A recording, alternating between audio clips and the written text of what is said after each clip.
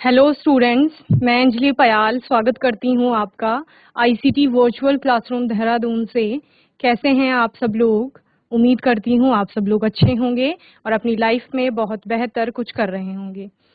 आज हम बात कर रहे हैं क्लास 10th के साइंस की, और जैसा आपको पता है कि आज से हमारा लैब का सेशन स्टार्ट होने वाला है। यानी जो भी टॉपिक्स आपने थ्योरी में पढ़े हैं और उनसे रिलेटेड कोई भी जो प्रैक्टिकल होगा वो हम यहाँ पर उसके बारे में सीखेंगे और आप लोग वहाँ स्कूल में अपनी लैब्स में परफॉर्म करेंगे। ओके, तो आज से हमारा लैब का सेशन चूंकि शुरू हो रहा है, तो सबसे पहले लैब के बारे में जान लेते हैं। लेबोरेटरी, प्रयोगशाला जिसे कहा जाता है। प्रयोगशाला में कैसा सेटअप होता है, क्या क्या होता है, क्योंकि विज्ञान आप यहाँ पर पढ़ते हैं, लेकिन विज्ञान की 3 मुख्य शाखाओं की बात यहाँ पर की जाती है। फिजिक्स, केमिस्ट्री और बायो, यानी भौतिक विज्ञान, रसायन विज्ञान और जीव विज्ञान। तो उन्हीं के बारे में बात करते हैं। क्या क्या बेसिक इक्विपमेंट्स, ऑपरेटर्स, ग्लासवेयर्स आपकी लेबोरेटरीज में मिलते हैं, उनके बारे में बात होगी। ठीक है, और जानेंगे कि कौन सी चीज आपके किस काम में आती है। तो ये सारी बेसिक इंफॉर्मेशन जो है लैब के बारे में या प्रैक्टिकल के बारे में, वो आपके पास होनी चाहिए। तो उसी के बारे में आज बात करेंगे। और आइए चलते हैं स्मार्ट बोर्ड की ओर। तो बच्चों, 10th का आपका पहला प्रैक्टिकल है साइंस में। केमिस्ट्री वाले प्रैक्टिकल्स मैं आपको करवाऊंगी। केमिस्ट्री के अंतर्गत जितने भी आपके चैप्टर्स आएंगे उनमें जो जो प्रैक्टिकल्स होंगे उनके बारे में हम लोग यहाँ पर बात करेंगे। सबसे पहला है आपका introduction to basic laboratory equipments. यहाँ पर सबसे पहले हम बेसिक इक्विपमेंट्स जो होते हैं लेबोरेटरी में उनके बारे में बात करेंगे। ठीक है, चलिए। सबसे पहले साइंस में आपकी, चूंकि मैंने कहा 3 मेन ब्रांचेस हैं, तो उनके लिए लैब्स अलग अलग होती हैं। ये आपकी फिजिक्स की लैब है। फिजिक्स में जो भी चीजें आप पढ़ रहे हो, ठीक है ना, उसके सारे प्रैक्टिकल आप इस लैब में परफॉर्म करते हैं। ठीक है, एक ऐसा आपको स्लैब मिलेगा सामने, उसके साथ साथ आपको बैठने का सिटिंग एरिया होता है प्रॉपर यहाँ पर, और साथ में क्या होंगे, ये सारे आपके इंस्ट्रूमेंट वहाँ पर लगे हुए होंगे। वोल्ट मीटर होगा, अमीटर होगा, इसके अलावा और भी कई सारे इंस्ट्रूमेंट हैं जो जो आपको यूज में आएंगे। आपके लेंसेज होंगे, ग्लासेस होंगे अलग अलग। ठीक है ना, ये सारा आपको यूज में आने वाला है यहाँ पर। और यहाँ पर आप बैठ कर भी प्रैक्टिकल कर सकते हैं, जिन जिन प्रैक्टिकल में आपको बैठने की आवश्यकता है। कई प्रैक्टिकल ऐसे होते हैं जहां पर आपको खड़ा होना होता है। तो ये इस प्रकार की लैब होगी। यहाँ पर एक डिमॉन्स्ट्रेशन टेबल होता है। ठीक है, एक कॉर्नर में आपको दिखेगा। तो ये आपकी डिमॉन्स्ट्रेशन टेबल है। यहाँ पर आपको टीचर्स क्या करते हैं, लेक्चर्स देते हैं, आपको बताएंगे, पहले परफॉर्म करके बताते हैं प्रैक्टिकल, या उसके बारे में जो भी बेसिक उसका प्रिंसिपल बता रहे हैं, उसका जो भी प्रोसीजर है उसके बारे में बताया जा रहा है, कोई भी नया टॉपिक आपको। तो इस डिमॉन्स्ट्रेशन टेबल के आगे बच्चे यहाँ पर खड़े रहेंगे और फिर अपना क्या करेंगे, प्रैक्टिकल के बारे में अच्छे से नॉलेज लेंगे, फिर अपने अपने सिटिंग एरियाज में आ करके अपना प्रैक्टिकल परफॉर्म करते हैं। ठीक है, इस तरह से। चलिए, ये फिजिक्स लैब का है आपका। नेक्स्ट है बायोलॉजी, जीव विज्ञान। उसकी प्रयोगशाला भी कुछ इसी तरह से होगी। स्लैब आपकी बनी हुई होंगी अलग अलग। इनमें आपके स्पेसिमेन हो गए, माइक्रोस्कोप्स हो गए अलग अलग प्रकार के, आपके मॉडल्स हो गए, वो सब कुछ यहाँ पर रखे गए होंगे जिनके भी बारे में आपको पढ़ना है। ये टेस्ट ट्यूब्स हो गए, इधर इधर स्टैंड्स होंगे, ठीक है ना, बीकर्स होंगे, यहाँ पर वॉच ग्लासेस होंगी, कवर स्लिप्स होंगे, वो सारे आपके इन अलमीराज में बंद होंगे। इसके अलावा हर एक चीज के लिए आपकी अलग अलग जगह होती है, और इसके लिए आपको सबसे पहले लैब में जाके एक आइडिया लेना होता है कि कौन सी चीज कहाँ पर है, क्योंकि वहां पर जो काम करना होता है वो बहुत शालीनता से और शांति से काम करना होता है। ऐसे नहीं होता है कि कुछ भी हौच पौच करें, इधर उधर जाएं, भागते रहें। लैब में शांति से सारा काम होता है लैब में। ठीक है ना, तो जैसे आपको यहाँ पर अलग अलग प्रकार के मॉडल्स दिख रहे हैं बायोलॉजी में। ठीक है, और आपके कई प्रकार के स्पेसिमेंस रखे गए हैं। तो इन सब के बारे में हम लोग क्या करते हैं, लैब में स्टडी करते हैं। ठीक है, यहाँ पर भी एक डिमॉन्स्ट्रेशन टेबल होगी, बोर्ड होगा जिसमें आपको सब कुछ बताया जाएगा। ओके, केमिस्ट्री की लैब कुछ इस प्रकार की होती है। यहाँ पर भी आपका स्लैब बने होंगे, वॉश बेसिन्स होंगे आपके वॉशिंग के लिए। ठीक है, आपके आगे इस प्रकार के कंपार्टमेंट्स बने होंगे जिनमें आपकी रिएजेंट्स बॉटल्स रखी गई होंगी, टेस्ट ट्यूब रखे गए होंगे और कुछ ग्लासवेयर्स रखे गए होंगे। ओके, तो ऐसे ही सभी जहां जहां पर जो बच्चा परफॉर्म करेगा, सभी स्लैब में इसी प्रकार के अलग अलग कंपार्टमेंट्स होंगे, और सभी में लगभग एक समान रिएजेंट, एक समान सामान जो ग्लासवेयर्स है, ऑपरेटर्स है, वो रखे गए होंगे, ताकि आपको क्या ना हो, कोई भी प्रॉब्लम ना हो। बेसिक जो चीजें हैं वो यहाँ मिलेगी, बाकी केमिकल्स के लिए अलग अलग सेक्शन होते हैं। यहाँ पर आप जो भी प्रैक्टिकल अपना परफॉर्म करेंगे वो इस एरिया में करते हैं, ठीक है। उसके बाद आपको वॉशिंग का सारा काम यहाँ बेसिन में करना होता है, ठीक है। इस प्रकार से आपकी कुछ लैब होती है। ये आपके एग्जॉस्ट फैन होंगे लैब में, क्योंकि आप यहाँ पर बहुत सारा काम करते हैं, तो केमिकल्स की स्मेल हो गई, जैसे फ्यूम निकलती है किसी किसी प्रैक्टिकल्स में, तो वो सारा एग्जॉस्ट फैन से आपका बाहर जाएगा। उसके अलावा फ्यूमिंग चैम्बर भी होते हैं लैब में, कि जिस जिस जिस प्रैक्टिकल में आपका फ्यूम्स बन रही है उसमें आप क्या करेंगे, फ्यूमिंग चैम्बर में उसको परफॉर्म करेंगे। ओके, चलिए, तो ये तो सारा आपका लैब के बारे में हो गया। अब बेसिक रिक्वायरमेंट क्या क्या है लैब की, ठीक है ना, उसके बारे में बात करेंगे। बेसिक रिक्वायरमेंट में आपकी 4 मेन चीजें आती हैं। फेस मास्क हो गया, आप जब भी लैब में एंटर करेंगे मास्क से अपने फेस को कवर करके तब एंटर करेंगे, जब भी कोई प्रैक्टिकल परफॉर्म करेंगे, मतलब, ठीक है ना। देन उसके अलावा ग्लव्स आपके होंगे, ठीक है ना, हैंड ग्लव्स। उनसे आप क्या करेंगे, अपने हाथों को प्रोटेक्शन देंगे, क्योंकि आप कई सारे केमिकल्स का यूज करते हैं, तो गलती से आपके हाथ में या आपकी स्किन में ना लग जाए, इसलिए आप ग्लव्स का प्रयोग करेंगे। किसी भी प्रकार के आपके रबर के ग्लव्स आते हैं, ठीक है, कुछ वन टाइम यूज वाले होते हैं और कुछ होते हैं कि आप उनको काफी समय तक यूज कर सकते हो। ओके, इसके अलावा सेफ्टी ग्लासेस भी आपका एक मेन रिक्वायरमेंट होती है, इंपॉर्टेंट है ये भी, क्योंकि कई सारे प्रैक्टिकल में आपका फ्यूम्स निकलेंगी या फिर कई बार केमिकल्स निकलता है, ओजेस आउट होते हैं, गैसेस आपकी बनती हैं, तो आंखें क्योंकि बहुत संवेदनशील हैं, तो उनको भी प्रोटेक्ट करने के लिए हम सेफ्टी ग्लासेस लगाते हैं। इसके अलावा लैब कोट या एप्रन जिसे कहा जाता है, ये भी आपका इम्पॉर्टेंट है, ये भी आपके पास होना चाहिए, क्योंकि आप बहुत सारे केमिकल्स के साथ काम करते हैं अलग अलग प्रकार के, तो उनसे अलग अलग प्रकार की कलर्स आपके यूनिफॉर्म पे ना गिरे, उसके लिए आपके पास एक प्रॉपर लैब कोट होना चाहिए। तो ये 4 बेसिक चीजें हैं जो कि आपके पास किसी भी आप बेसिकली, यहाँ पर हम किसकी बात कर रहे हैं, केमिस्ट्री लैब की बात कर रहे हैं, क्योंकि मैंने कहा आपको कि मैं केमिस्ट्री वाले जितने प्रैक्टिकल हैं आपकी बुक में वो आपको कराऊंगी, तो आप केमिस्ट्री की लैब में जाने से पहले ये चारों चीजें आपके पास होनी चाहिए। ओके, चलिए, इसके अलावा आपका इक्विपमेंट्स या ग्लासवेयर्स क्या क्या आपको देखने को मिलते हैं जो कॉमन होते हैं लैब्स में। 9th में भी चूंकि आपने देखे होंगे, प्रैक्टिकल करे होंगे, लैब में आप लोग गए होंगे, तो इस प्रकार का ग्लासवेयर होता है कुछ, इसको क्या कहा जाता है, बीकर कहा जाता है। इसको लिक्विड को रखने के लिए यूज किया जाता है, यानी कोई भी द्रव है आपका उसको रखेंगे इसमें। ज्यादातर आपके प्रैक्टिकल इसी में परफॉर्म किए जाते हैं, बीकर में। इसके आपके अलग अलग प्रकार के बीकर आपको देखने को मिलते हैं, मतलब अलग अलग साइज के, ठीक है।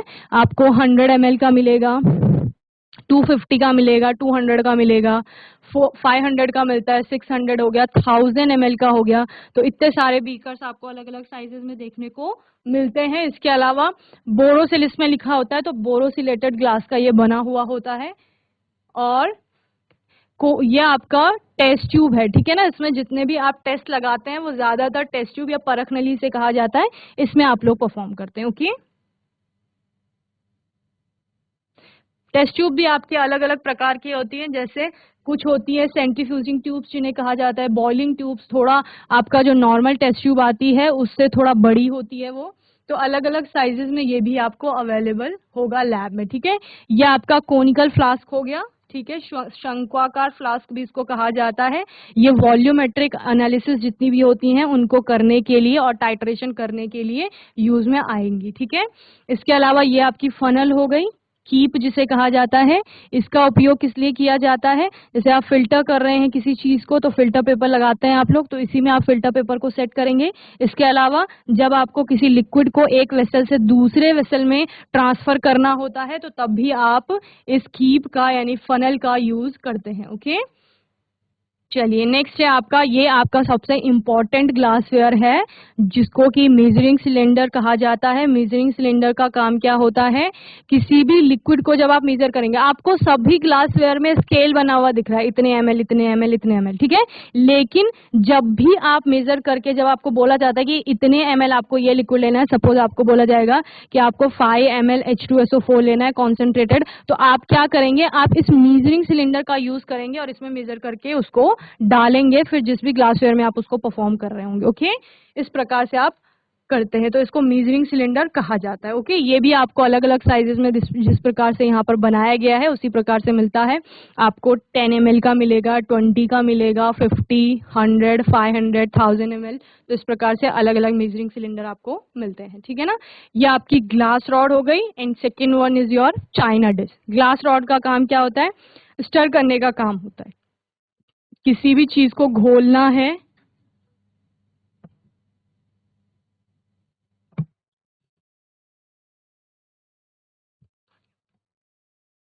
ग्लास रॉड का काम क्या होता है? स्टर करने का काम होता है, या एक लिक्विड को जब आप फनल में डालते हैं तो ग्लास रॉड का यूज करके ही डालते हैं। इसके अलावा एक ग्लास ट्यूब होती है जो आपकी किसके समान होती है? जैसे आपकी पाइप होती है ना, हॉलो होती है, अंदर से खाली होती है, ग्लास ट्यूब भी उसी प्रकार की होती है। ठीक है ना, तो ये आपका ग्लास रॉड हो गई जो स्टर करने के लिए यूज में आएगा। और दूसरा, transferring the liquid into the funnel, funnel में लिक्विड को ट्रांसफर करने के काम आएगा। चाइना डिश का काम क्या होता है? ये बेसिकली आपका हीटिंग पर्पस के लिए काम आता है। जब आपको किसी भी सोल्यूशन को कॉन्सेंट्रेट बनाना होता है तो उसको हीट करने के काम आता है, या एक्सट्रैक्शन में भी ये काम आती है आपकी। ठीक है ना, या क्रिस्टलाइजेशन, या क्रिस्टलाइजेशन में भी ये काम में आता है। ओके, चलिए नेक्स्ट है आपका वायर गॉज। जैसे आपको दिख रहा है तार की जाली है, तो इस तार की जाली का प्रयोग किया जाता है जब आप किसी भी वेसल को फ्लेम के ऊपर रखते हैं, ज्वाला के ऊपर रखेंगे आप। जैसे आपने बंसन बर्नर जलाया या फिर आपने स्पिरिट लैम्प जलाई और उसके ऊपर आपने किसी वेसल को रखना है, तो पहले ये ट्राइपॉड स्टैंड लगाएंगे जो आपको नीचे दिख रहा है, और उसके ऊपर आप क्या रखते हैं? डायरेक्ट वेसल न रख करके आप तार की जाली को रखेंगे, ताकि जो भी आपका ग्लासवेयर होता है, अपरेटस होता है, वो कांच का बना हुआ है क्योंकि, तो डायरेक्ट फ्लेम के कांटेक्ट पे आने पर वो कहीं टूट ना जाए, तो इसलिए आप तार की जाली का प्रयोग करते हैं। ओके, तो ये वायर गॉज हो गई, तार की जाली, और दूसरा आपका क्या है? ट्राइपॉड स्टैंड, त्रिपात स्टैंड भी इसको कहा जाता है। ओके, क्योंकि इसके 3 पैर होते हैं। ट्राई 3 के लिए यूज किया जाता है केमिस्ट्री में। ओके, चलिए नेक्स्ट है आपका बंसन बर्नर। तो बंसन बर्नर कुछ इस प्रकार का होता है, यहाँ पर इसका पिक्चर भी दिखाया गया। Outer cone, inner cone, burner tube, ये सारे इसके पार्ट हैं। कॉलर जहाँ से आपकी हवा अंदर को जाएगी। स्टॉप कॉक हो गया जो कि आपका बेसिकली क्या है? नोब टाइप की होगी जिसको आप घुमा करके इसको ऑन ऑफ करेंगे। ओके, और इधर टू गैस सोर्स, इधर से आप क्या करेंगे? गैस का कनेक्शन देंगे। ओके, तो इस प्रकार का बंसन बर्नर आपका होता है जो लैब में होगा। इसके अलावा स्पिरिट लैम्प भी आपको मिल सकते हैं जिसमें स्पिरिट भरी हुई होती है। ठीक है, ये आपकी वॉश बॉटल्स हैं जो आपकी बेसिकली वॉशिंग में काम आएंगी, यानी जब भी आपको कोई ग्लासवेयर को वॉश करना है, धोना है, तो उसके लिए आप वॉशिंग बॉटल का यूज करेंगे। इसके अलावा आप इसमें डिस्टिल वाटर रखने के लिए भी इसका यूज किया जाता है। सेकंड है आपका जो इसमें दिख रहा है पिक्चर में, वो ड्रॉपर्स हैं। जब आपको कोई भी केमिकल ड्रॉप वाइज यूज करना होता है, या आपको ड्रॉप ड्रॉप करके बूंद बूंद करके उसको डालना है, तो आप, या कम मात्रा में आपको वो लेना है, तो ड्रॉपर्स का यूज करेंगे। ये आपने देखा होगा, कई सारी दवाइयों के साथ भी ऐसे ही ड्रॉपर्स आपको देखने को मिलते हैं। ये आपकी पिपेट होती हैं। ये फर्स्ट जो पिपेट्स हैं, इनमें आप शक करके भी आप सॉल्यूशन को ले सकते हैं, और दूसरे में आपका वॉल्व लगी हुई है, तो इसको आप पंप करके क्या लेंगे? इसमें लिक्विड को भरेंगे। ठीक है, तो पिपेट भी आपकी अलग अलग साइज की होती हैं। नेक्स्ट है आपका ब्रशेज, और ब्रशेज आपको पता ही है ब्रश का काम क्या होता है, तो वॉशिंग में आपको हेल्प करेंगे। यहाँ पे ब्रशेज आपको अलग अलग साइज के दिख रहे हैं, तो सभी देखो, हर एक काम को करने के लिए हमारे पास अलग अलग ग्लासवेयर है। ठीक है ना, तो सिर्फ उसी का प्रयोग उस पर्टिकुलर गोल को कंप्लीट करने के लिए करेंगे, यानी जो भी उसका काम है उसी में उसको यूज में लाएंगे। ऐसे नहीं है कि किसी भी ग्लासवेयर से आप कुछ भी कर रहे हो। ठीक है ना, तो इसीलिए प्रैक्टिकल भी आपका जब होगा, जब आप उसका प्रोसीजर पढ़ेंगे, तो वहां पर ग्लासवेयर का नाम भी लिखा रहता है कि इसमें आपको ये करना है। ठीक है, तो उसी का उपयोग करेंगे, किसी और चीज का उपयोग नहीं करेंगे। तो ब्रशेस क्योंकि अलग अलग साइज के दिए गए हैं, इसका मतलब क्या है कि अलग अलग ग्लासवेयर को, जैसे सबसे छोटी वाली ब्रश जो आपको दिख रही है ये वाली, इसका काम क्या होगा? जो आपकी टेस्ट ट्यूब होंगी उनको वॉश करने के लिए। सबसे बड़ी वाली आपको दिख रही है, तो ये बड़े साइज के बीकर को वॉश करने के लिए काम में आएगा। ठीक है, चलिए नेक्स्ट है आपका ब्यूरेट। ब्यूरेट आपका काम आती है टाइट्रेशन में। ओके, जब आपको टाइट्रेशन करना होता है तो आप इस प्रकार से स्टैंड में ब्यूरेट को लगा देते हैं और फिर उसमें क्या करते हैं, रीडिंग को नोट करते हैं। ओके, ये है आपका पेयर ऑफ टोंग। टोंग का काम क्या होता है, कोई भी आपका गर्म चीज होती है उसको पकड़ने के लिए टोंग का इस्तेमाल किया जाता है। ओके, ये स्पैचुला होती है, इसका उपयोग किया जाएगा केमिकल्स को निकालने के लिए। कोई भी आपका केमिकल है उसको हाथ से नहीं निकालेंगे, उसको स्पैचुला की हेल्प से निकालेंगे, इसको स्पैचुला कहा जाता है। ओके,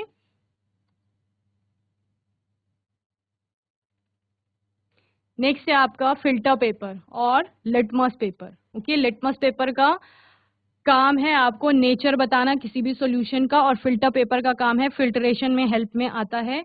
किसी भी चीज को आप सॉल्युबल सब्सटेंस, किसी भी लिक्विड से इनसॉल्युबल सब्सटेंस को आप क्या कर रहे हो, पृथक करना चाह रहे हो, सेपरेट करना चाह रहे हो, तो उसके लिए आप फिल्टर करेंगे उसे।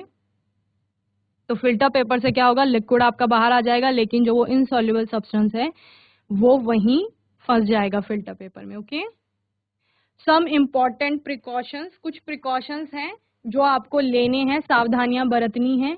लैब में क्या क्या सावधानियां हैं वो, टू अवॉइड अननेसेसरी रिस्क और injury during laboratory work the students are advised to observe the following precautions.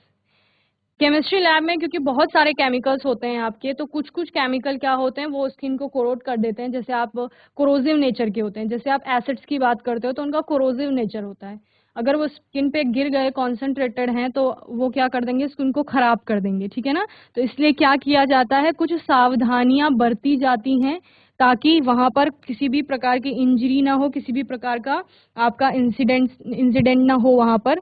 तो उसके लिए क्या क्या प्रिकॉशंस लेने हैं उनकी बात हो रही है। सबसे पहला है आपका always use an apron. Okay, हमेशा एप्रन का यूज करेंगे, या लैब कोट जिसे आप कहते हैं, an eye protector and hand gloves while working in the chemistry laboratory. ठीक है, जो मैंने आपको बेसिक रिक्वायरमेंट बताई थी कि ये आपको के पास होने ही चाहिए जब आप किसी लैब में एंटर कर रहे हैं केमिस्ट्री की। ओके, तो वही यहाँ पर बताया गया है कि एन आई प्रोटेक्टर, यानी मैंने आपको क्या बताया था, सेफ्टी ग्लासेस बताए थे, तो वो आपके पास होनी चाहिए। हैंड ग्लव्स आपके पास होने चाहिए हाथों में पहनने के लिए। सेकेंड है आपका do not touch any chemical with hand as some of them may be corrosive. Okay, किसी भी केमिकल को आप डायरेक्टली टच नहीं करेंगे क्योंकि उनमें से कई केमिकल्स आपके कोरोसिव नेचर के हो सकते हैं। Okay, before using any reagent और a chemical read the label on the bottle carefully, never use unlabelled reagent. ठीक है, तो लेबलिंग होनी चाहिए। आप किसी भी रिएजेंट को या केमिकल को यूज कर रहे हो तो उस बॉटल में लेबल लगे होते हैं ना सभी चीज में, जिसमें लिखा होता है, एक तो उसका नाम लिखा होगा, उसका कंपोजिशन लिखा होगा, इसके अलावा उसमें उसकी डेंसिटी कितनी है, बॉइलिंग पॉइंट कितना है, मेल्टिंग पॉइंट कितना है, वो सारा इंफॉर्मेशन उसके ऊपर लिखा होता है, तो उसको लेबल कहा जाता है। ठीक है, तो वो लेबलिंग जिस बॉटल में होगी उसी से आप केमिकल लेंगे।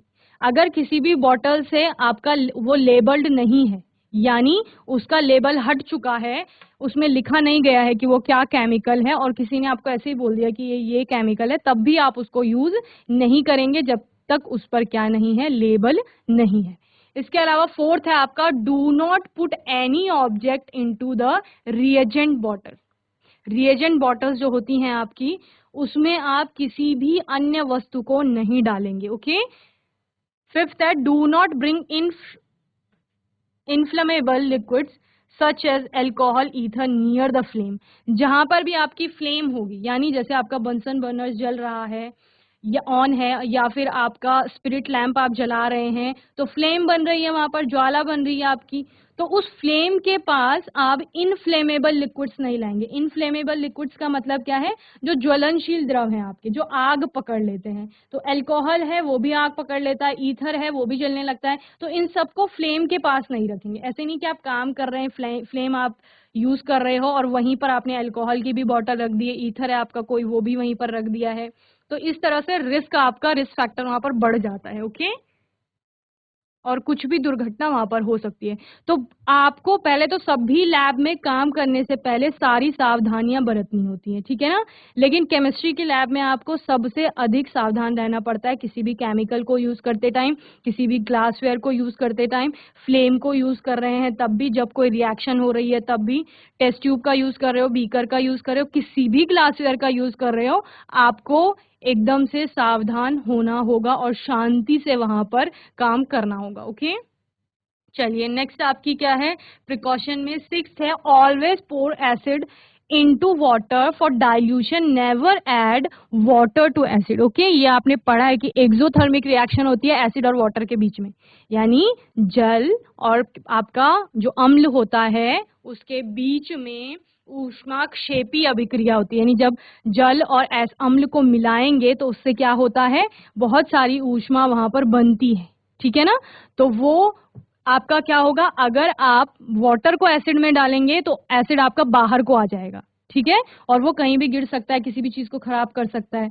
तो इसलिए आप क्या करते हैं, एसिड को पानी में डालेंगे। ओके, वो भी धीरे धीरे करके डालेंगे।